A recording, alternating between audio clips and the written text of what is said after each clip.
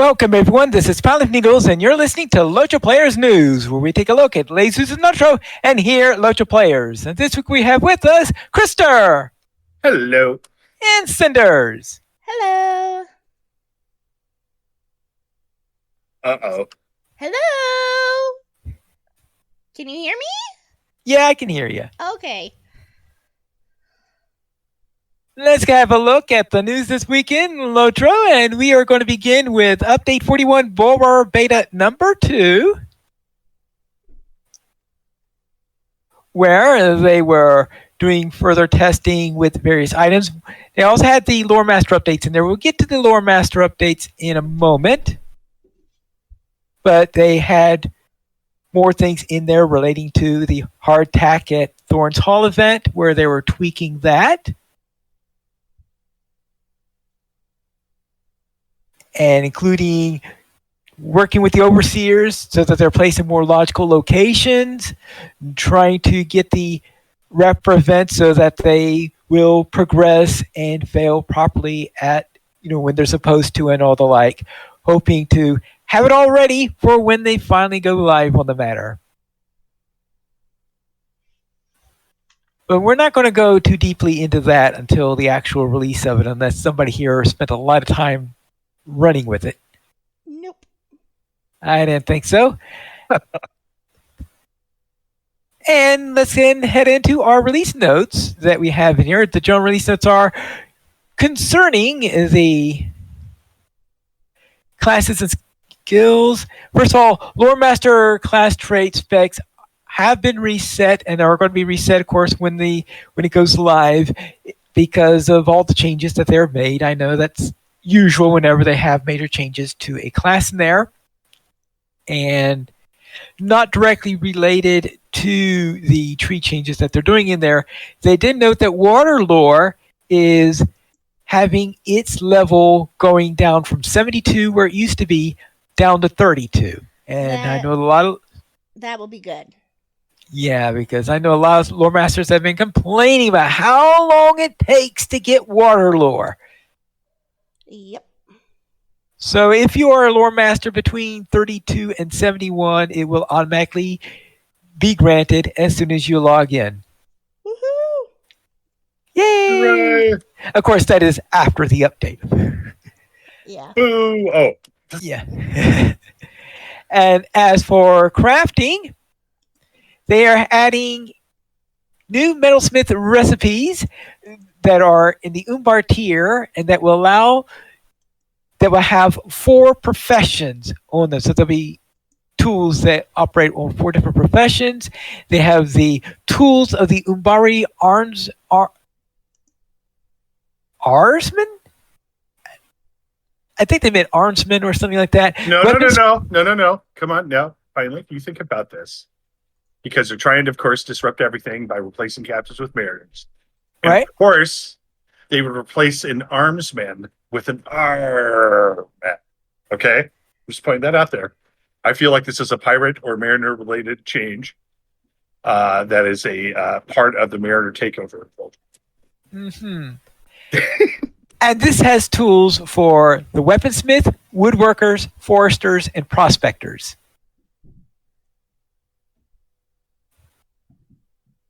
Cool, I'm going to have to dust my metalsmith off and craft them. And we also have the tools of the Umbari Explorer, which will include tailor, forester, jeweler, and prospector. For the Umbari Historian, which will include scholar, farmer, jeweler, and weaponsmith. And the tools of the Umbari Prospector, which will, of course, include prospector, and also metalsmith, scholar, and tailor. And the Umbari Tinkerer will include jeweler, prospector, farmer, and cook. And for the Umbari Generalist, cook, farmer, metalsmith, and tailor. So this, of course, is in preparation for when they release the 4th profession, which is another thing that'll be coming in Update 41. As for quests, deeds, and adventure areas, the tooltip for albino skin now correctly identifies it as a new item that can be turned in for tasks. Corsair raiders in Baradriel no longer eat using weapons as utensils.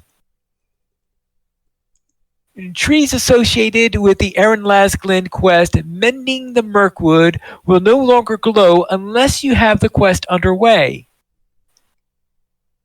The prospector representing the Iron Garrison and Kharash Fahem in the Redhorn Lodes has had their name corrected to Herseer.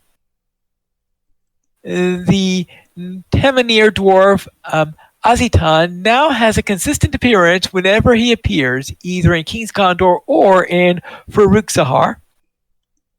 Jaruka warriors in the Karbronach quest, Turfoir, captured Jaruka, will no longer respawn with quest rings, even though they cannot be reused to advance the quest. In the Eregian quest instance, leader of the Foul Woods, Zagafum, will no longer attack the players before they are on the correct objective.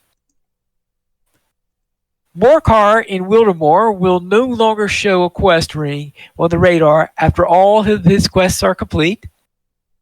Enemies in Fearin Wood, a remote bestow quest in the Beacon Hills, Varanorian, will now bestow. It can be acquired by defeating Virag in the vicinity of Halifirian. And glowing spots in the landscape in Eregion can now only be seen when the relevant quests are in progress.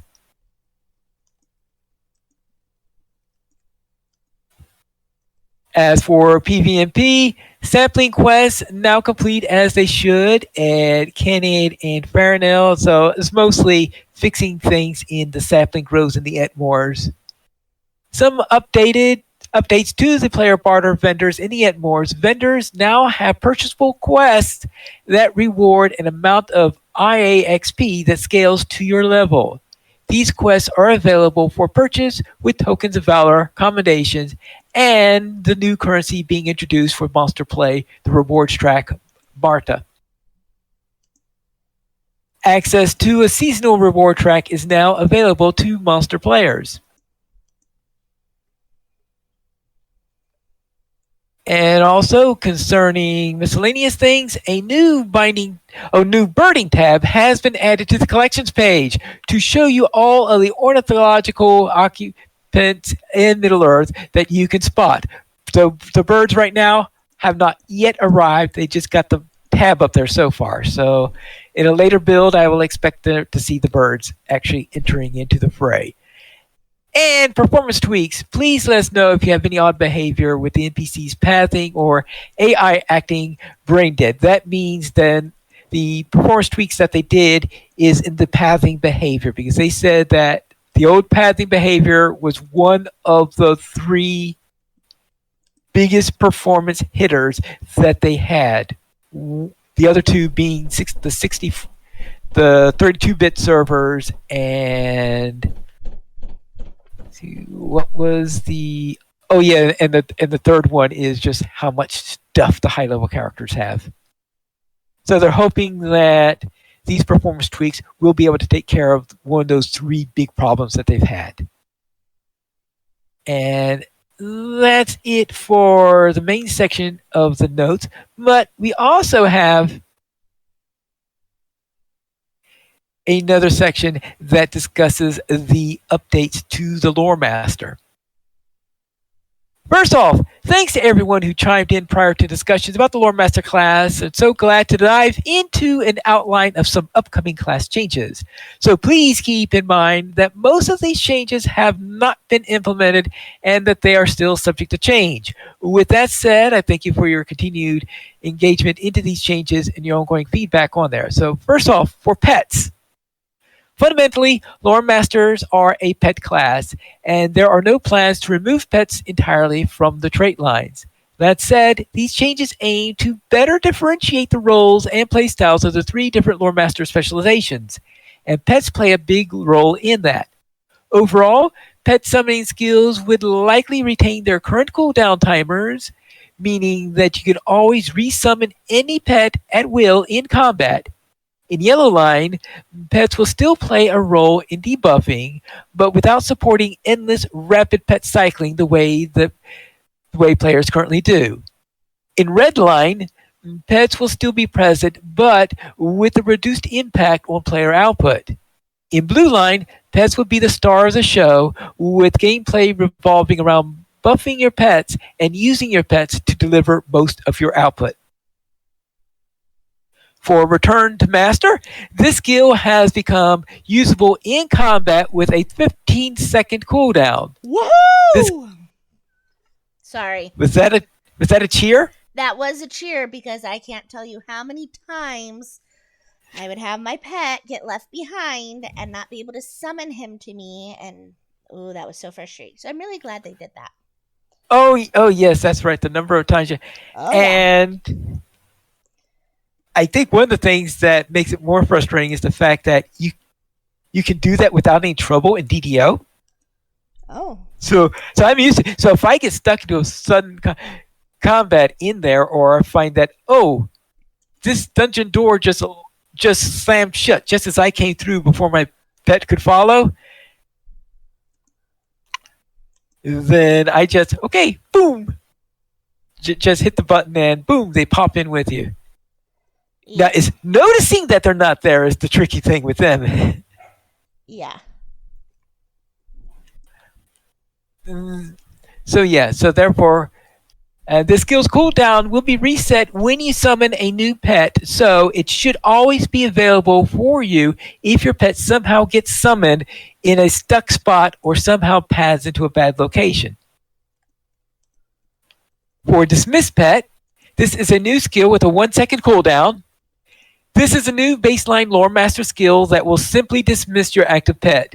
This is a minor addition that simply saves a new Lore Master from being required to set up an alias hotkey to manage pet dismissal, because right now, pet dismissal is a real pain. Mm-hmm. Yeah. And also for pet skills, we're still working out a few minor technicalities with pet skills, but pet skills across the board will change in a minor way.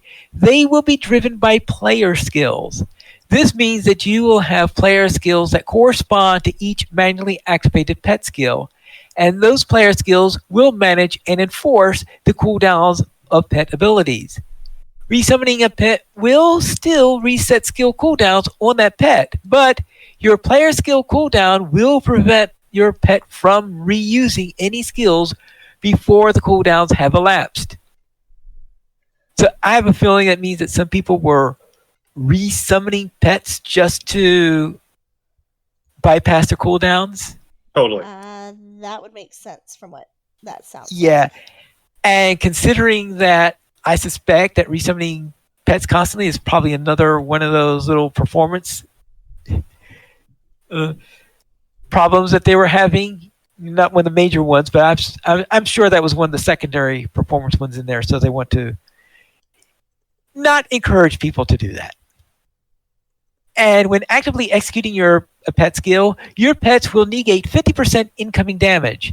This means that your pet won't be completely immune to damage, but if you're smart about your skill use, you can ensure that your pets are able to successfully execute their skills without being vaporized.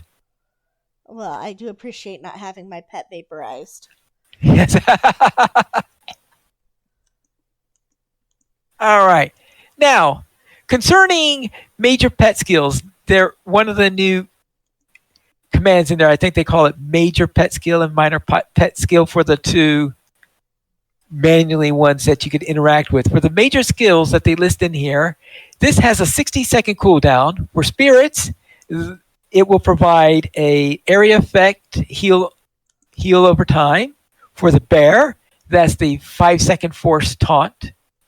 For the ravens, that's shield of the raven's wing, which negates 10% damage for 20 seconds. For the Eagle, that's the frontal AoE that tears up burning embers.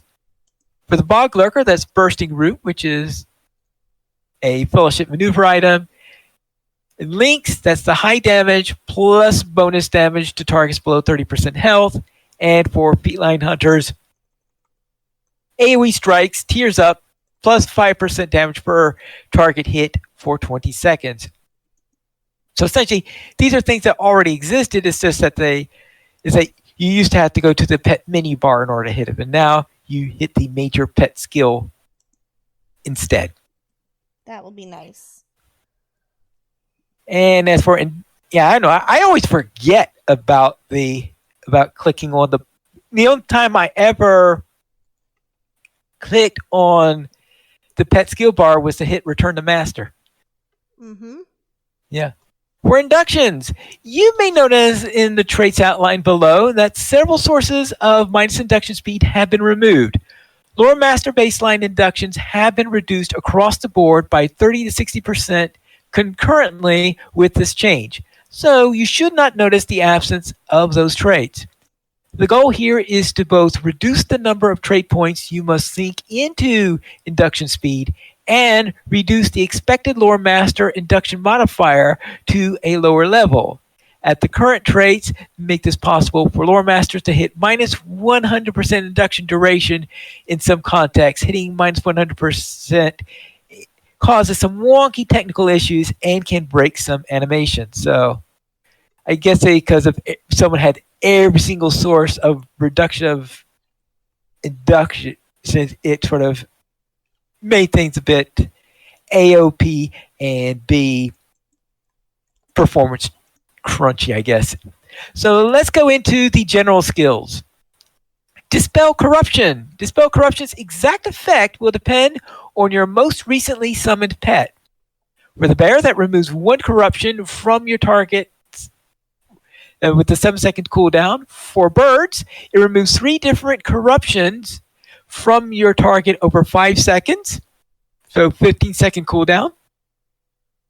For cats, it removes 2 different corruptions from up to 5 targets in a small AoE, 20-second cooldown. For bog guardians, remove 1 corruption from up to 5 targets in a large AoE with a 15-second cooldown. And for the spirits, remove 1 corruption from up to 5 targets in a moderate AoE and restore morale to each corruption removed. As for Knowledge of Cures, the baseline version of Knowledge of Cures will lose its induction and should be usable on the move. For Blinding Flash, Blinding Flash will no longer be a baseline skill. It will become yellow line only. So there will be more details of this under yellow line. Light of the Rising Dawn. This skill becomes your core interrupt skill. It will no longer have an induction and its cooldown would be reduced to 15 seconds. Now, you can guess what's being lost as a result of this, because they're turning it into the main interrupt skill. So they are reducing the damage that it does, and the stun is being removed from it. Oh. Yeah. That's a bummer. I'm glad they're taking the inductions off things and letting us move around a little bit with some of them, but yeah, one of the annoying things I found with the Lore Master was that there was no true interrupt, what I call pure interrupt skill. Yeah. Because Blinding Flash, its interrupt was caused by its stun. And as a result, if you had something that was immune to stunning, you can't interrupt it, because neither Light of the Flying Dawn or Blinding Flash were capable of working against something that's immune to stun. I mean, such as a lieutenant in a 6-player skirmish. And Lore Masters were just completely defenseless against stopping the lieutenants that induct or anything like that. So that is the advantage of. Now, of course, I think we would prefer if they added one Right? instead of changing Light of Rising Dawn. But oh well, we can't get everything, I guess. Sticky tar. Tar will become yellow line only. Oh. Ancient craft. Ancient craft will become yellow line only. Mm. Burning embers. Burning embers will no longer tear down in any circumstance. Its tear up will be gained by a red line trait, meaning that the core BE will not have any tear up at all.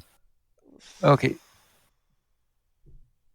Okay, burning embers, right. Okay, it no longer tear down and no longer tears up. Okay. Cracked Earth. Cracked Earth will essentially be split into two versions. A base version with higher damage but no root, and an alternative that you can trade into in the yellow tree that reduces its damage but adds the root countdown, essentially restoring it to what the current skill does. So essentially is the yellow line version is going to be the root, and the other lines will do it purely for damage. And considering that when the rare times I used Cracked Earth, I found the root to be annoying. So I might actually use Cracked Earth more as a result of this. So I'm sure that there's some people who would rather it still have the root in there. Yeah, so when they brought out I want to say it was Wells of Langflood, when that came into the game, I did some work with Fineor, and one of the things that he said was really effective for being able to solo the landscape was actually to like start with your Cracked Earth, because the root would slow because it would root and then they could run a little bit and then it would root and then they could run a little bit and then it would root. Yeah. And so that gave you a chance to get your skills off and get ready to go or to move and then to go again. And so I added that into Cinder's rotation. But it'll be interesting once these take place to see how that's going to actually play out. Yeah. I think that maybe that because Lore Masters will probably have improved mobility because of the reduction of the inductions, it might not be as important. I guess we'll find out. You'll test it with Cinders. I presume Cinders is red, right? Cinders typically runs red. She usually goes red or blue or purple, depending on what she's doing. Okay, so red, blue, or purple. All right. Yep. So therefore, that means you're dipping into the pet line instead of into the AOE, into the buffing crowd, into the crowd control line. Yeah. Okay. Because typically Cinders runs with people who have either they can do crowd control or they can do enough DPS that you don't really need the crowd control. So because I mean, she ran with Sands, right? And then she ran with a Runekeeper and one of the Pine Leaf Hunters, and so like, there are lots of people who do DPS, and she just would kind of sit there and be like, "Have some morale, have some power, have morale, have power, lightning." Gust of Wind. Gust of Wind will become red line only and does not interact with Pleasant Breeze. And more details on that later on. Signs of Power Vigilance. Stealth detection bonus will be changed from +3 to +5. Yeah. No one's going to complain about that. Sign of Power Command. This skill will be removed. I can't even remember what Sign of Power Command does, which is... Me either. It might be one of the reasons why they're removing it. Knowledge of the Lore Master. This skill would see its in-combat and out-of-combat effects switched. the monster debuff should still apply by using the skill in combat rather than out of combat. The in combat debuff will gain the effects from Sign of the Power command and see all ends. So therefore, Sign of the Power command, its effect is being moved into Knowledge of the Lore Master when you do it in combat. Okay, so Sign of Power command is a debuff. Okay. And it can pop things out of stealth, but it doesn't cause them to aggro. All right. So that probably explains why I didn't use it all that often. I'm guessing most people don't use it very often. Yeah. So we have Light of Hope. Cooldown increased to 15 seconds. Staff Strike. Staff Strike's damage by consuming a flank will be increased substantially and will deal frost damage. Ooh, frost damage. Yeah. That's interesting. Now, I think I used Staff Strike quite a bit during the time, and I think I had a trait in there that had Staff Strike doing lightning damage. Mine does lightning damage when it crits. Yeah. Oh boy, I just ripping through things with that. Wisdom of the Council. Cooldown was reduced to 3 minutes. The damage negation reflect would change to proc on all types of incoming damage, and the buff duration reduced to 10 seconds. So cooldown reduced to 3 minutes. All right, reducing the cooldown is fine. Damage negation reflect will change on proc to all types of incoming damage. Okay, well that's good, I guess. And the buff duration reduced to 10 seconds. Okay, that's the disadvantage, but since it procs on all types of incoming damage, I guess that is a fair balance. Yep. Inner Flame. Inner Flame would become blue line only. Okay, that's why I didn't notice it being gone, is because I was playing blue line. And I guess that's one reason they were able to do that is because they reduced the level for water lore. Okay, Wizard's Frost, Wizard's Fire, and Wizard's Lightning. These 3 skills would be available to all lore masters at level 1. Wizard's Frost will... Okay. Wizard's Frost will apply Horror Frost, reducing the target mitigation by 3%. Plus 100% Wizard's Frost flank heal potency. Wizard's Fire flank will buff your dot damage by 10% for 60 seconds. And Wizard's Lightning flank gives you plus 35% movement speed for 4 seconds.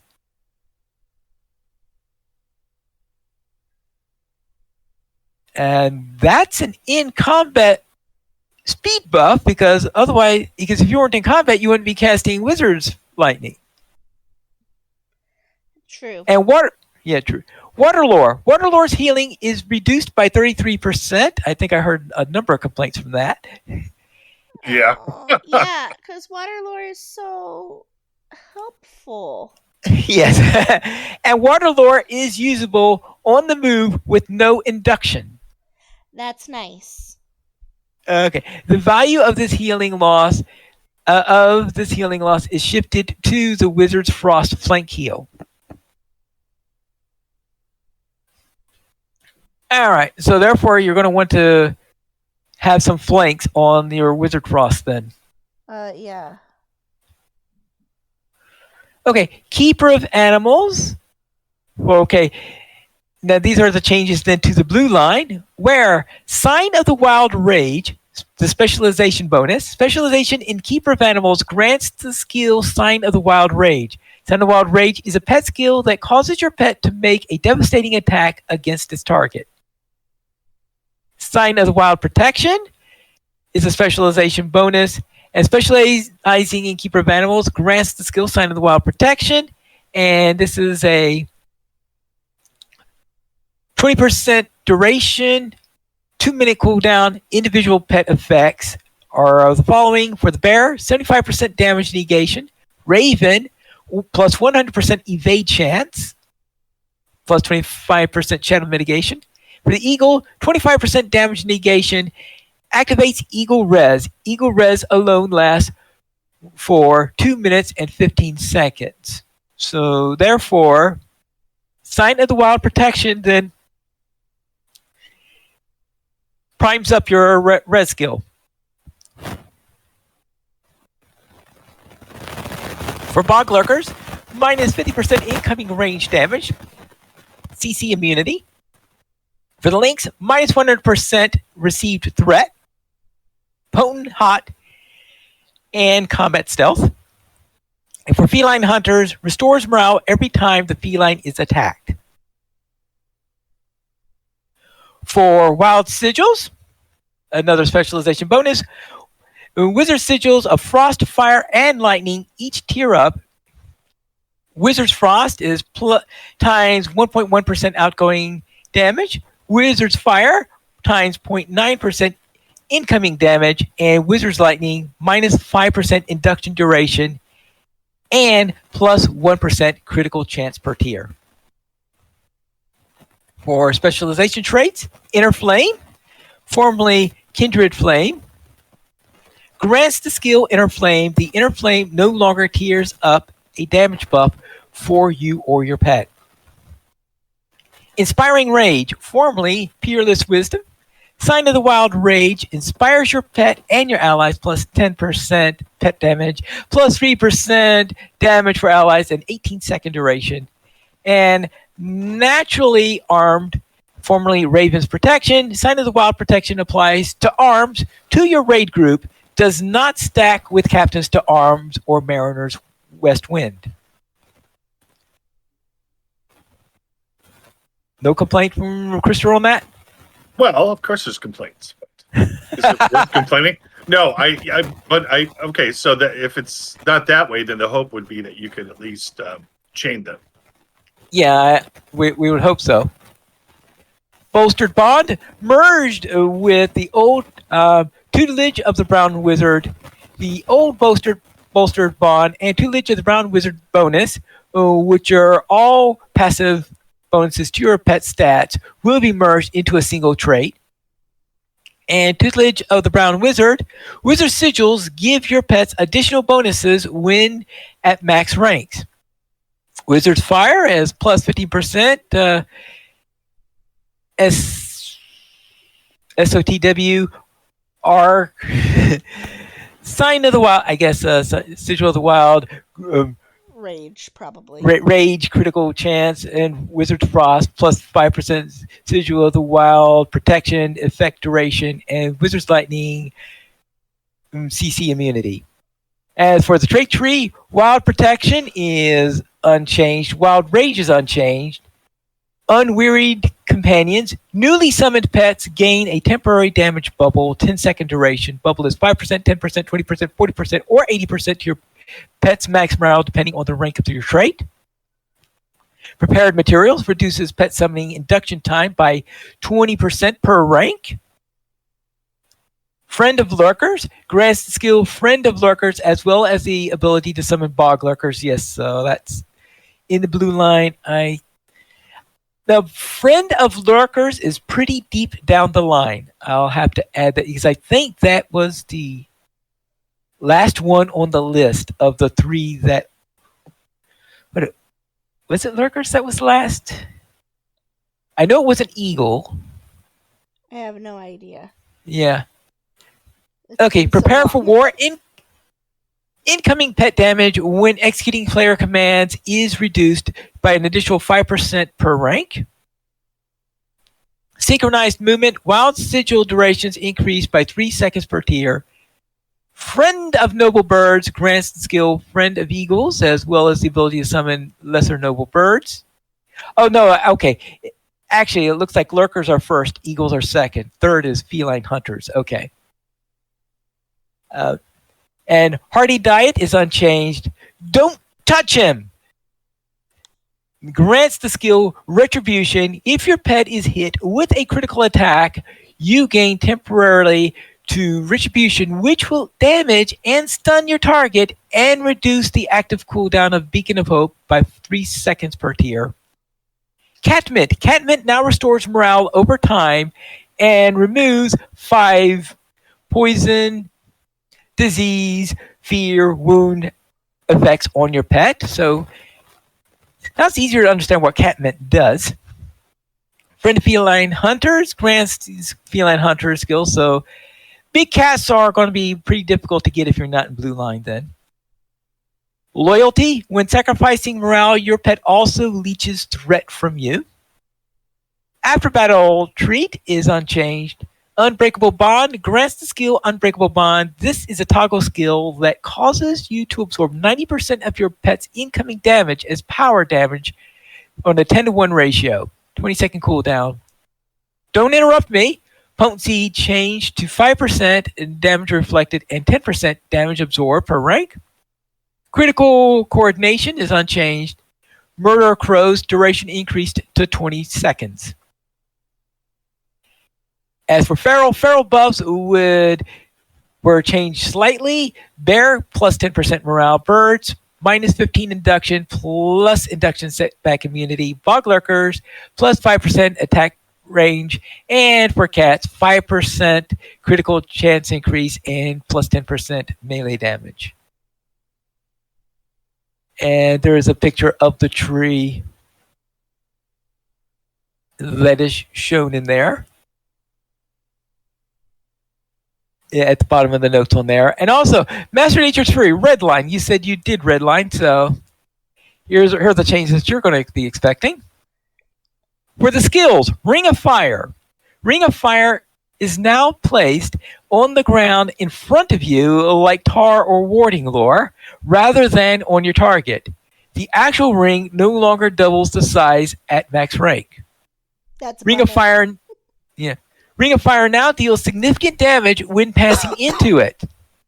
While inside of the ring, it deals minor damage over time. When leaving the ring, passing through the barrier deals additional damage, but much less than when you're entering into the ring. And this is a 20-second duration. Cooldown increased from 30 seconds to 75 seconds. That's a bummer. For Nature's Fury would deal more damage, and its target is killed while active, it will spin off into a new storm.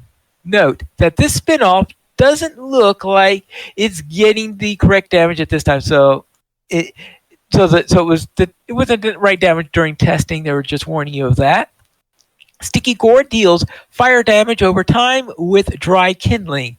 Tears of burning embers over time on affected enemies, plus 10 seconds cooldown from 30 seconds to 40 seconds. Ents go to war. Cooldown reduced from 5 minutes to 2 minutes. That's nice. And damage is increased and will knock down enemies below 20% morale. Okay, so I think I'm going to like this change, and here's why.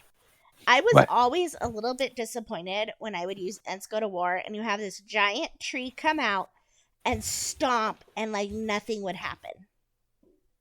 Okay. Right? And so I think increasing that damage and actually having like your enemies fall down if they're below 20% morale is going to be really cool. If for nothing else, it actually would like make sense to have this giant tree stomp and then people fall down. Right? Like I feel like that's a logical change. Well, wouldn't it be in line, though, with Ents that maybe they stomp their feet and then a week later something happens? I don't know. I feel like if a big log leg was coming down at my head, I feel like some damage should happen with that stomp. Well, wouldn't that all hinge on the log leg's intention? You know, if an Ent stomped on me, I would expect there to be damage, whether they intended to damage me or not.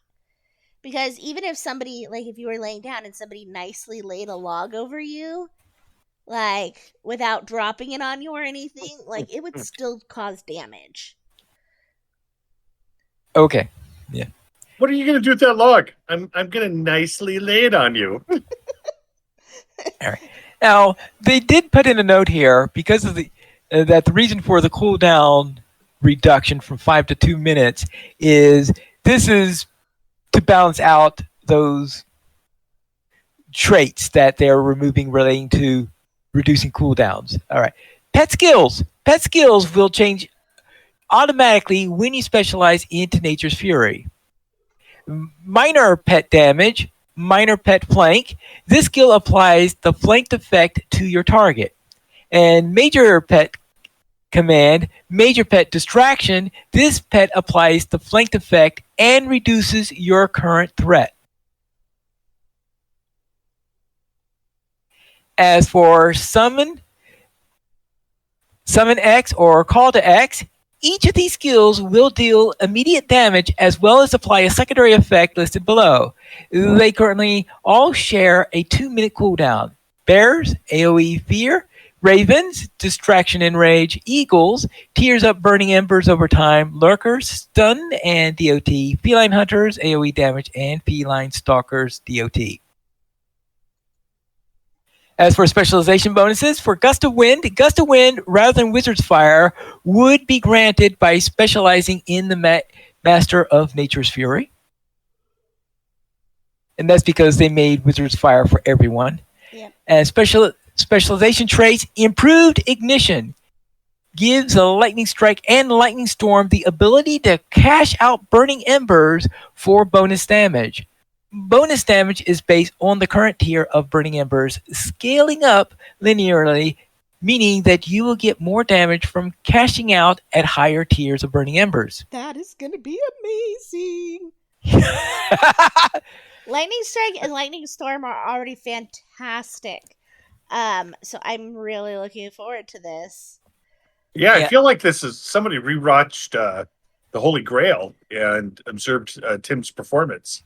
And this is starting to enter, like the Lore Master is starting to be the equivalent of Tim. Oh, think of it this way. The very first Lore Master I ever created in LOTRO, I called it Timlick. Nice. But it's interesting to see this, what they're doing too, because I feel like this is exactly what they did with the Captain, was they are clearly defining the boundaries between the red, blue, and yellow. Yeah. And so it's interesting to see that. I definitely want to see this Ent, this new Ent and the new and the difference in the combat skills with the Wizard. This is supposed to not increase lag, right? Well, I guess we'll have to find out. So it's probably not going to actually increase like the graphics, because I don't think that the graphic lag is going to be an issue, because that's been the big thing. Like, turn off your cloak, turn off your pet, turn off anything extra that you can, and I don't think it's going to do that because they're not altering how it looks. All right. Now, I did find that I am still, because I said I was running Blue Line, that I will still be able to go deep enough into Red Line to get Lightning Storm. So Lightning Storm, if you go heavily invest into Red Line, which means if you get Lightning Storm, if you're Blue Line, and you go into Red Line deep enough to get Lightning Storm, you're probably not going to get much in the way of Yellow Line stuff in there. Yep. So you have to be, which is going to be your secondary? Want some CC, or do you want some boom? It depends on what you're doing. If you're running solo or the big boom. Yeah.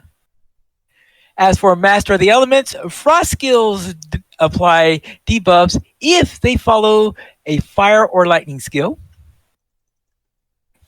Fire to Frost gives plus 3% incoming critical chance for 5 seconds, and Lightning to Frost gives you minus 30% movement speed for 5 seconds. For Quickening Flames, formerly Exposure to the Elements, fire skills tier up at an Induction debuff minus 10% per tier, max 3 tiers, 15-second duration.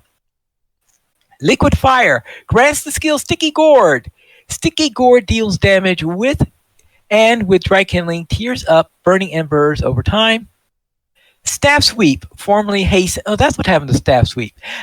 Grants the skill Staff Sweep. Staff Sweep reduces the active cooldowns of Sticky Gourd, Lightning Storm, and Ents Go to War. I think that used to be a general skill because Probably. I was a little bit surprised. I was surprised that I didn't have Staff Sweep when I was doing my test run. And so I guess it's something that must have disappeared then. Ents Go to War is unchanged. Flame of Honor is unchanged. As for the trait tree is Master of Fire, gains 2 ranks, max 25% at rank 5. Tactical damage unchanged, Knowledge of Storms unchanged, Burning Earth unchanged. Storm and Staff, formerly Storm and Sword. Your staff collects lightning charges every 10 seconds. This effect stacks up to 3 times.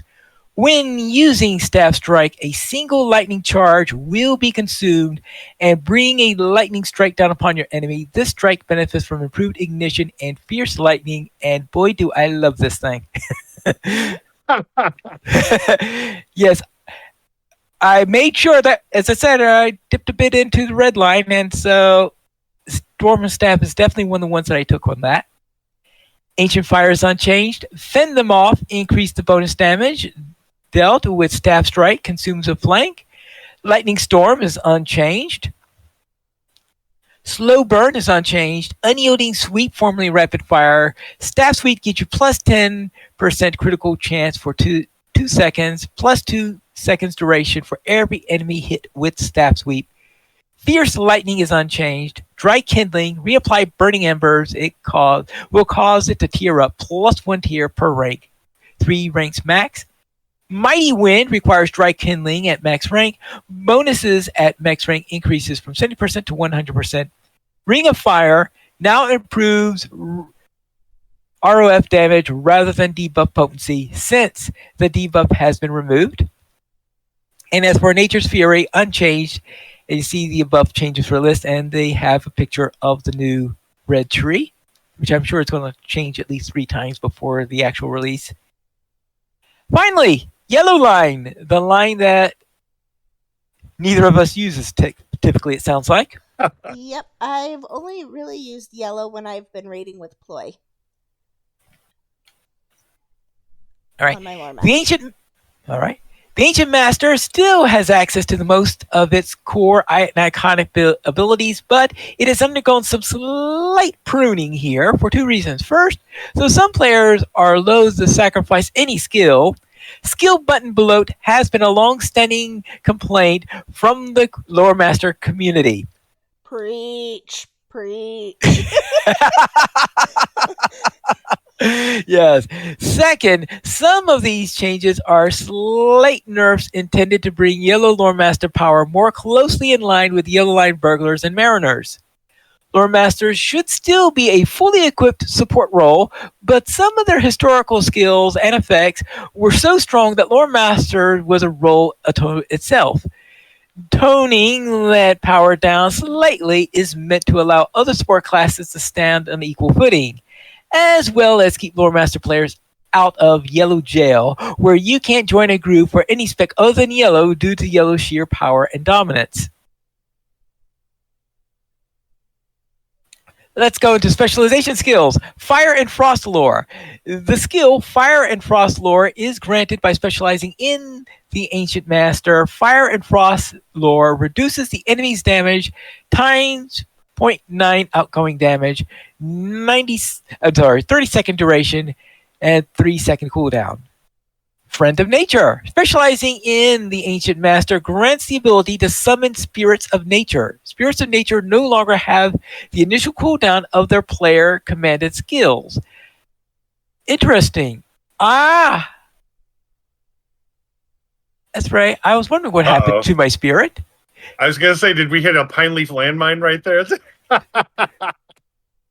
Yeah, that's it. Okay, so that's a specialization skill.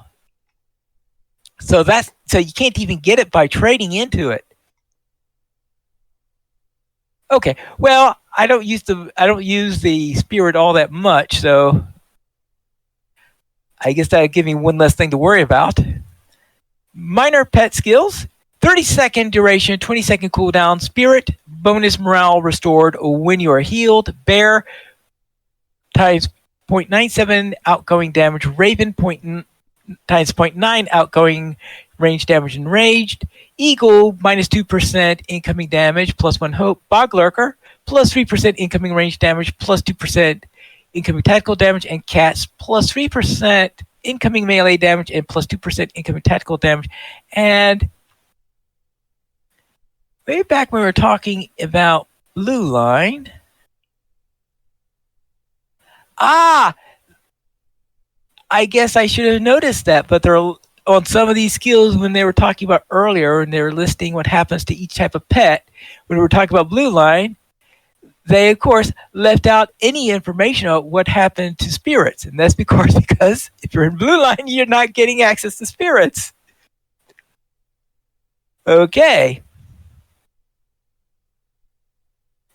Okay, so insult to injury. Insult to injury damage is increased 30%. Specialization traits. Sticky Tar, Warding Lore moved to the bottom of the specialization bonuses. Grants the skill Sticky Tar. Storm Lore, Beacon of Hope trait moved into the trait tree. Grants the skill Storm Lore. Enough for Everyone is unchanged. Herb Lore is unchanged. Air Lore is unchanged. Ancient Craft, Knowledge Occurs is instant by default. Grants the skill Ancient Craft. Warding Lore grants the skill Warding Knowledge. Warding Knowledge would become a defensive skill benefiting your allies when standing in its area rather than a debuffing enemies. Warding Knowledge would apply a 0.7 incoming damage effect, reducing the incoming damage by 30%. 10-second duration, 2 minutes, 30-second cooldown. Trait tree, Grasping Earth. Grasping Earth reduces cracked earth damage by 50%, but adds the delay application route back to its skill. So therefore, that is at the top of the yellow line tree. So if you prefer the old cracked earth, it's only 2 points in order to get Grasping Earth. So I'm sure that some people will consider doing that if they prefer the old version of it. Shield of Knowledge, formerly Level-Headed. Rank 1, using a lore skill, applies a short defensive buff to you, minus 2% incoming damage for 20 seconds. And ranks 2 to 5, which appear to be new. And they increase the potency of the buff by 2% per rank. Bane Flare.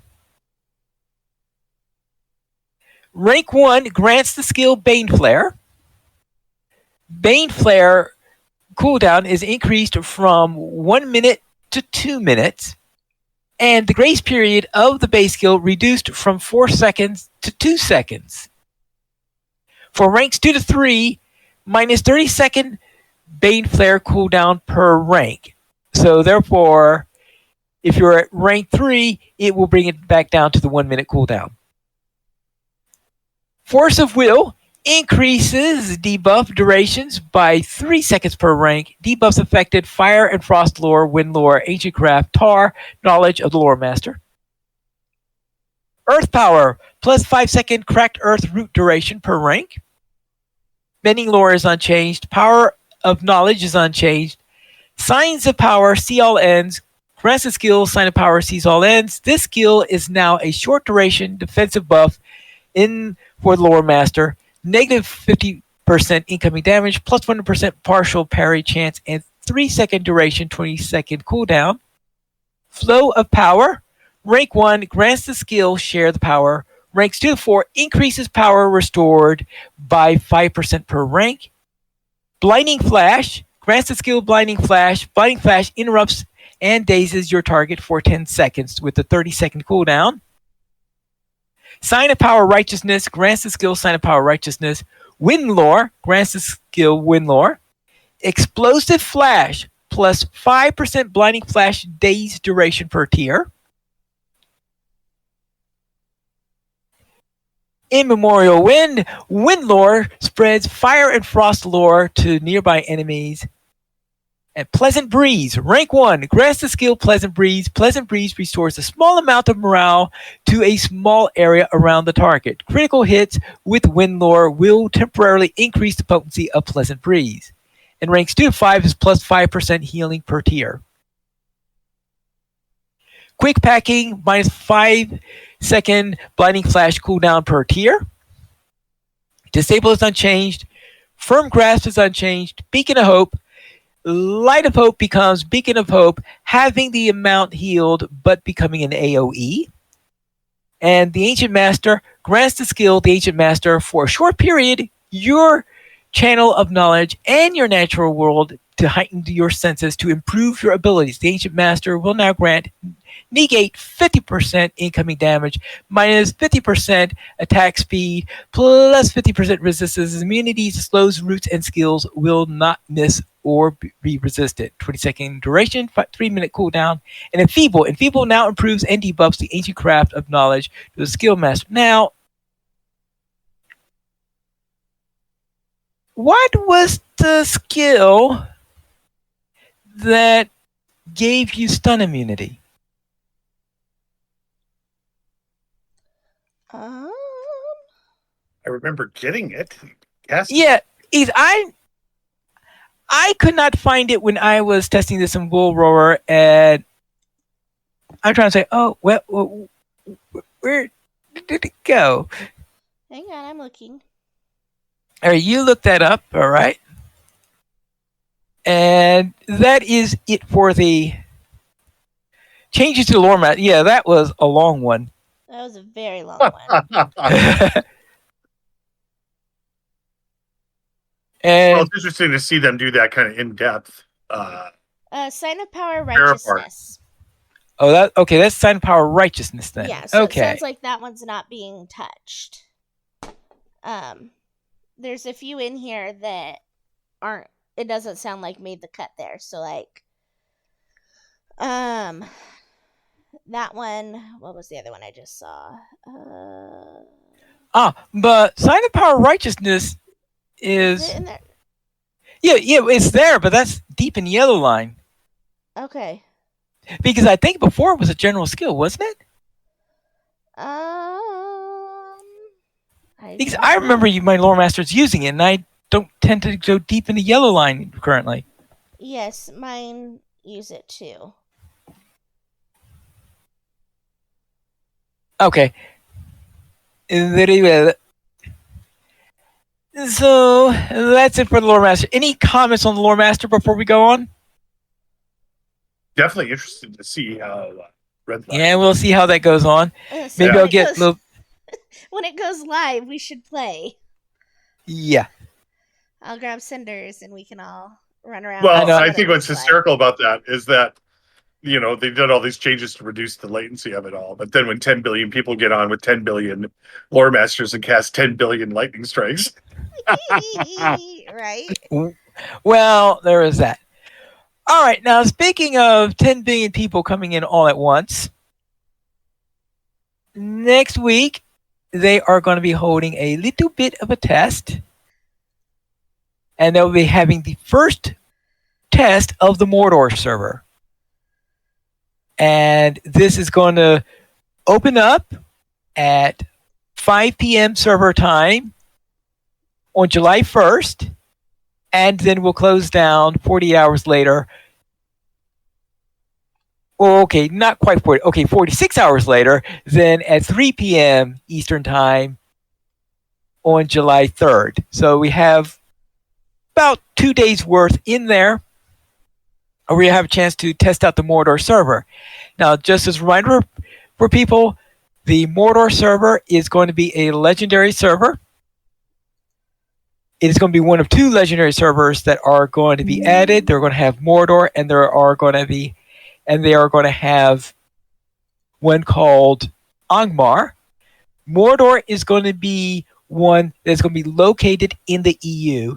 And I think one of the purposes of this test is to give the ability for people in the EU to test how well the latency works for them. Are they getting improved ping rates and the like by running on the Mordor server as opposed to all the US servers that they have in there? And I suppose that if they get few, if any, ping complaints from people in Europe, and they get several ping complaints from people in the US, it means that they have successfully done what they were trying to do. But that's why they're also having an Angmar server in the US, so that when they actually go live, the people in the US are expected to be using Angmar, and the people in Europe are expected to be using the Mordor server, and the people in Australia are going to get slow ping rates no matter which one they use. Say, and there are going to be people in the U.S. though who are like, we're going to be on both of them. Oh, it's going to be, yeah. It will create characters on both, just like they do for every other. Well, one. yeah, if I remember correctly, my first character on Lorelyn was back when Lorelyn was still a Codemaster server. Actually, no, it had to be after the Codemaster, but before they did the move, because or something. That's right. Yeah. Okay. Obvious. Did they? I try to think. When Codemasters closed, I think there was a time period when they still had the old servers open and still in Europe before they moved them over. I think it's when they did the server upgrades and all is the time when they moved those over into the US. So yeah. So I think it was in that time period when I founded a couple of characters onto Lorelyn. So I have played on European servers before. But yes, well, unless you have people that you play with that are in Europe. One question that we have is that on our field trip, currently we have 4 people at the field trip. I'm there. We have 2 other people in the US. And one's in Jersey, so really close to the servers, and the other was up in the northern area, like Minnesota or something like that. And the 4th one is in Sweden. So you can just imagine the ping rates that you get to a person in Sweden. I'm wondering maybe we should test out the Mordor server with that group and see how the balance changes with playing on a server that's closer to him than it is to the person in Sweden than it is to the rest of us. I think that is a legit question that you could investigate and report back in. Yeah. So, Pineleaf, I'm going to ask you to change up the order just a smidge. Yeah. You know how we were talking about millions of logons at one time? I think that might be an appropriate place to put the community news. Just walk that right up here, get that done, and then go into store sales. Yeah? Well, the speaking of order? Well, the speaking of means people on the site had to do with the Mordor server. I know. Yeah.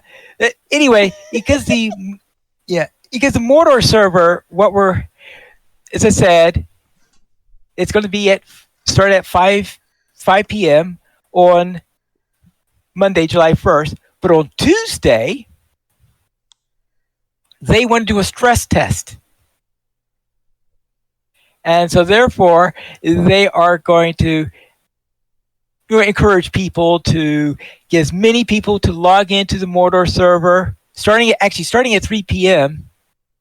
and on July 2nd. And to test it as much as possible. Now you notice this is 3 p.m. Eastern, and the reason they chose 3 p.m. Eastern is because that is 6 p.m. in Europe, or 7 p.m. if you are in Central Europe.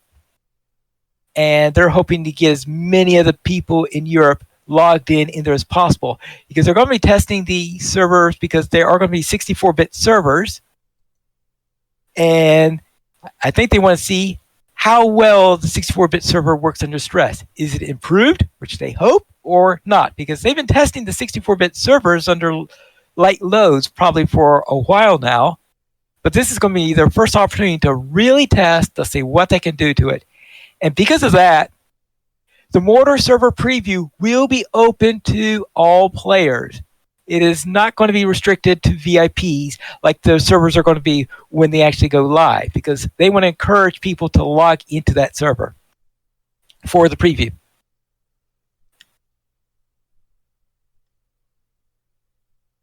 And that is it on what we've got coming in for the Mordor servers. So let's go into the store sales. Cinders, what's on sale this week? On sale this week, we have summer sales continuing through July 11th.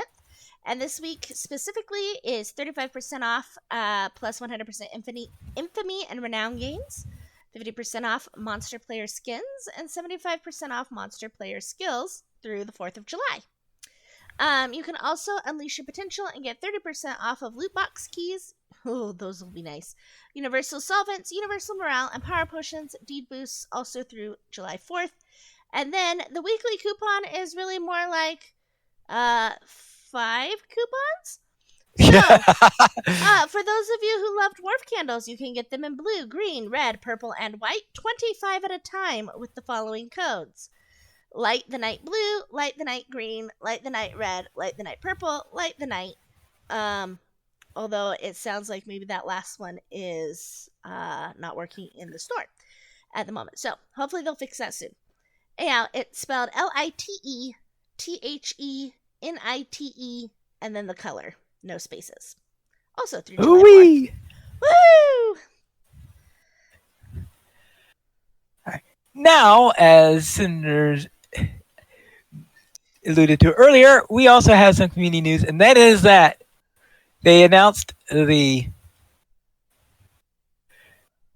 announcement on Weatherstock. Lonely Mountain Band presents 16 Summers of Song at the Summit, Weatherstock 16, on July 27th, 2024. Wow. 16 years. That's crazy. 16 years on this. Yeah. That's a long time ago, especially since the first one I went to was maybe number 3. So yes, that is of course the ultimate lag fest, I guess, if you're there live. Right? Oh yeah. Uh-huh.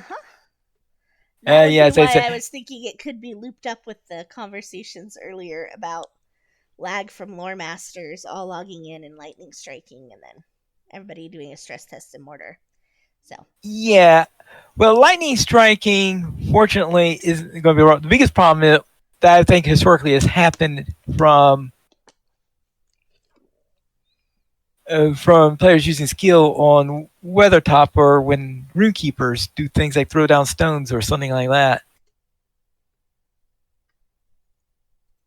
And that's it for our community news. So let's go into our weekend gaming. Krister, what were you up to? Well, it was a week of shenanigans. Although I have been in Lord of the Rings.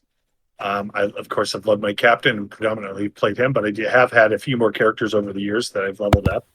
And I'm taking, I was seriously thinking about picking one of them up and bringing them up to raid readiness. And I was going to ask you guys what you thought, but after actually hearing all the stuff, all the changes to the lore master, that might be the best one.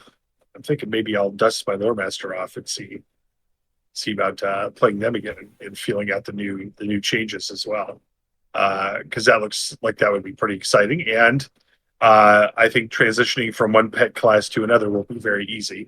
Just in terms of the pet management, I've got the basics down for sure. But it'd be interesting to see what the changes, because now that they've stripped all of us of aggressive pets, at least it sounds like the wizard's pets got some teeth back. So yeah. It's too bad. And so, go ahead. Sorry. It's too bad the aggressive pets are gone. It was Yeah, fun. there was a time and place for them. There was. Yes. But I think the problem was that most people forgot that they set them too aggressive, Yeah. and then they get into an embarrassing situation. Yes. So hopefully, I'm really actually interested to see what the lore master changes now. That I think maybe that'll be my next quest, is to get my lore master up to stuff. Also, he was a gilded jeweler, so I want to work on getting him up to the current level as well. And then played a hodgepodge of different kind of crafting games and stuff. So my friends and I finished the game Planet Crafter, got off the planet. Enshrouded, we played around with that one. Ark has been both, it's beautiful, frustrating, and fun. And did a bit of bug squishing in Helldivers 2. And then I've been playing a lot with Adobe's Firefly, the generative AI. And what's been really fun with that is I'm able to reference my own art in the AI generation. And that's been kind of a wild and cool journey. So that's kind of been my gaming creative week. Cinders, what did you get up to? Well, I played some LOTRO with Pineleaf, working through the underworld of Umbar. I think we're about a chapter behind the continuing tales. And then I played Ark Survival Ascended with Sans and Krister. And we died a lot. Mostly them. Yes. But our base is now Raptor and Dire Wolf proof. So I just need to finish converting the thatch roof to Adobe, and it will be secure from anything that can, unless it can damage stone structures. So most things in that area won't be able to cause any damage at all. Even like a Rex, if we happen to encounter one, wouldn't be able to damage it. So that part will be good. I did play some Dinkum and got to try out a new festival. I learned it's really hard to knock down floating lanterns with a kite. I don't feel so bad about this now, though, because I checked with Pineleaf and he had about the same amount of success. So I'm feeling better about that. And then the aurora that evening was beautiful. I really liked how they did the lights in the sky. And then I did pick up 2 new games to try this next week, hopefully, Manor Lords and Planet Crafter. So hopefully I'll get a chance to play at least one of them and report back before next Saturday. How about you, Pineleaf?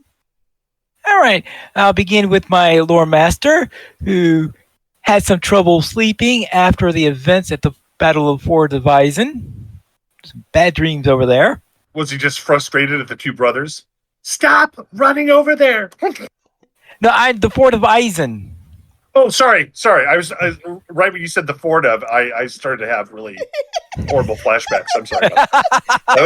Kester's PTSD from the Fords of Brunnen. Yeah. Yes. For the field trip, the merry crew headed into Mirkwood. And on Friday Night Fights, we ran several skirmishes. And what was nice is that we had a person who was running behind in the Mirkwood skirmishes and managed to unlock Breaching the Necromancer's Gate just before Friday Night Fights this week. So we were able to run Breaching the Necromancer's Gate and Assault on the Ringwraith's Lair. So she only has 1 more skirmish to unlock before we'll have them all unlocked.